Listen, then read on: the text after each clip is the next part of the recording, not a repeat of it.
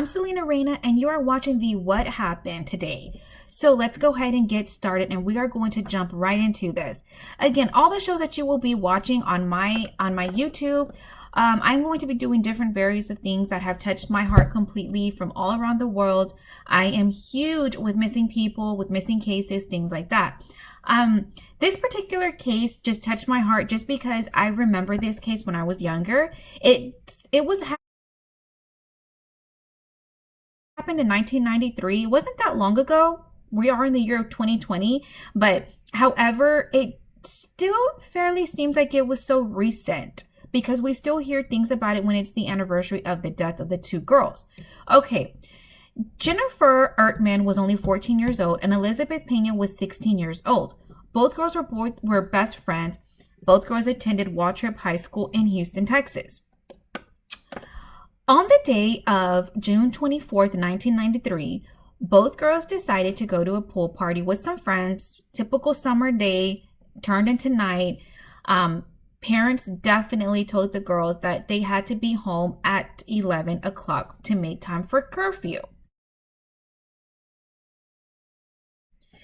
The girls left the party at 10 o'clock, and one of the girls, I believe it was Elizabeth, who was familiar with the area and decided to take a 10-minute shortcut.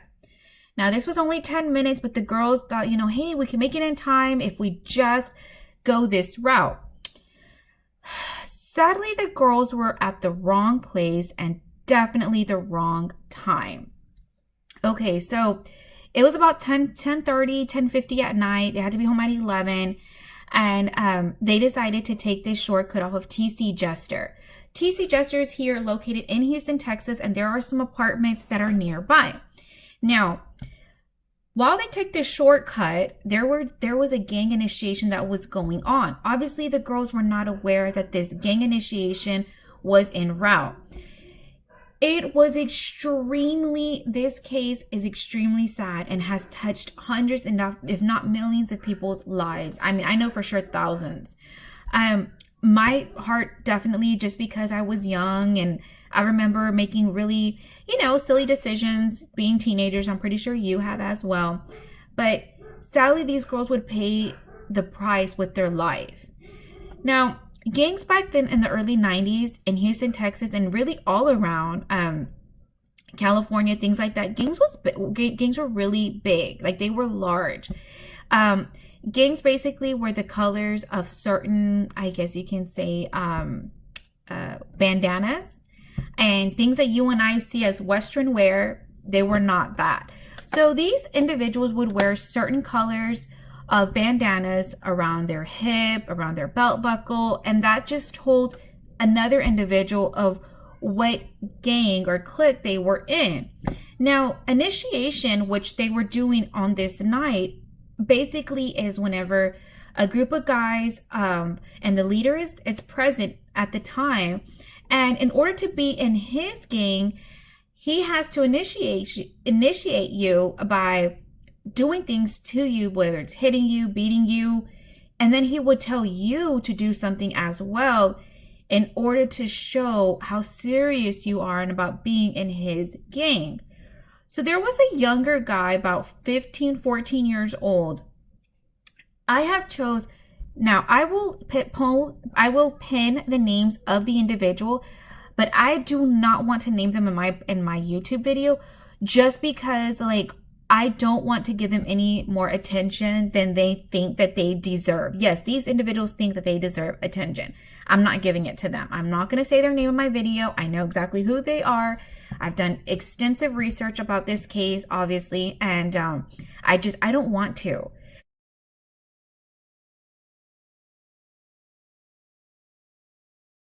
The people that were the victims were Elizabeth and Jennifer, and it just touched my heart completely, my soul, and I just want to basically, just put more attention on them, because that's, in the end, they're the victims, and this is what happened. This is their story. So this night they were deciding to walking home from TC Jester, took a shortcut, 10 minutes only. This initiation's going on, and the girls were walking by. Well, the guy spotted them. The girls were running, and as they were running, they actually kidnapped Pena. Now, Elizabeth Pena was the one who was captured. She was 16 years old. The gang member said, Jennifer, I know you're, well, they obviously asked Elizabeth who her friend was, and she was crying and she was in a distraught, and they grabbed her and they said, get your friend back over here and we will release both of you. We will release you. So Elizabeth Pena just starts, pleading, Jennifer, come back for me. Please don't leave me here with these guys. They're going to kill me if you don't come back to me.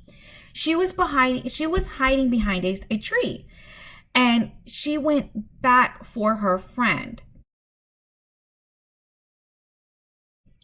not knowing that this would also cause her life as well. She goes back and says, okay, I'm here, release my friend. They did not. They grabbed both of the girls. They brutally, when I say brutally raping them, they brutally raped these girls.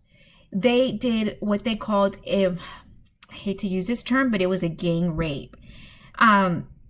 They took turns raping them from, just basically, it was just horrific. They took turns raping them. Sometimes it was 2 or 3 of them at a time. Okay. Let that sink in with the amount of pain that these girls endured while all this was going on. Then they kicked and stomped on their faces until most of their teeth came out. They were still alive.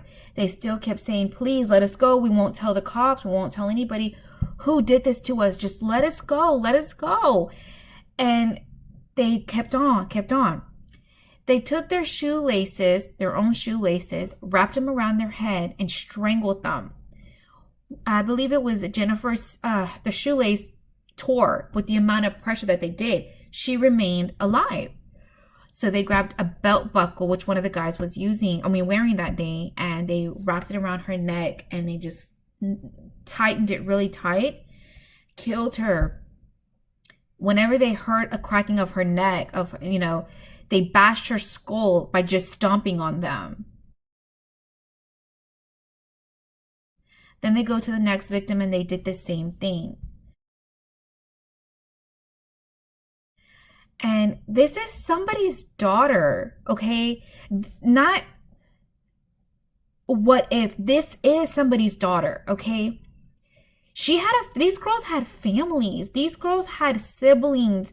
They were cousins, they were nieces, and it was so sad. And it still touches me. Like, it still touches me because, I drove by there once or twice just because sometimes you have to just kind of like feel the pain of like, oh my gosh, and be an advocate for other people. Now, obviously that I've never endured this type of pain. However, I want to be the voice of the victims who are unable, obviously, to speak for themselves. And I just want to shed light on things that can happen, on the type of evil people that live here today. So with this case going on, it was very sad. It was just very horrific. Also, so about 4 days later, the guys are bragging. It was 6 guys in total, and they were bragging, and they told like family members like, oh, you're going to see what's going on. It's going to be on the news media, what happened to us, because one of the guys came home with a lot of blood on his shirt. His sister-in-law said, hey, what happened? Why do you have all that blood? And he's like, oh, he was so proud of himself. You're going to see what we did. It's going to be on the news, and just laughing about it. He takes a shower, goes to bed like nothing happens. 4 days later, the sister-in-law witnesses this horrific scene. On the news, it hit the news. It was everywhere. Family and friends started gathering, and they were just pleading with the media, please, if you know who did it, come forward. She came forward. She did the right thing and turned everybody in one by one. Everybody was being turned in. It was just, I will display pictures as well of the individuals. However, I don't want to say their names. I can't even do that. I just can't. I'm so disgusted with what they did and this horrific act. So the news media received a lot of media attention by this case, the sister-in-law came forward, and one by one they started going to jail. I know a few of them have already received the death penalty and are not. I think one or two of them are still living, but the rest of them did receive the death penalty. The youngest one was I want to say about 14 years old, and he was the one who spoke out. Of course, it was it was the young one, and it was so sad. But these girls, the type of crime that the type of death, and the last thing that they saw on earth were these evil men. So it was just really sad and has always touched my heart. And so if you want to do research on by yourself, go ahead. Basically it'll sum up everything what I just informed you. The case is very sad. It's very I strongly want to basically state that viewer discretion advised when reading and about the crime. If you do not have a stomach for it, don't read it, because a lot of the way the rape happened, when the guys were testifying, they were in detail. They had to be detailed about what they did. They did not sugarcoat anything. They were so proud of themselves. They said exactly what they did to these girls and how they raped them and what they did to them and how they strangled them and how they cried and pleaded for their life and how they laughed and laughed. And these guys were just laughing. And even in the courtroom, they laughed. They didn't care. They had no humane for life. And people today are still like that. So please go ahead and if you like this show, what you watched today, if you liked everything, all the information that you received today, I strongly suggest you please click that bell, like my page, subscribe, because every other day or every day I will definitely upload new cases. I have another case that I want to talk about. It's going to be the Laura Ayala case coming up. I want to talk about that as well, just because, again, that was another case that touched my life. A lot of these cases I've done research, I definitely watched a lot of documentaries. I've read numerous of books about these girls and about any cases that I do. So I'm always going to try to give you the highlight, but at the same time, educate you on different things as well. If you want to, feel free to comment. As always, please remain positive, just so that we can have a great discussion on this page and keep it positive going. Don't forget to like and click that bell and subscribe. Bye, everybody, and thank you for watching my show, Celina Reyna, on the What Happened.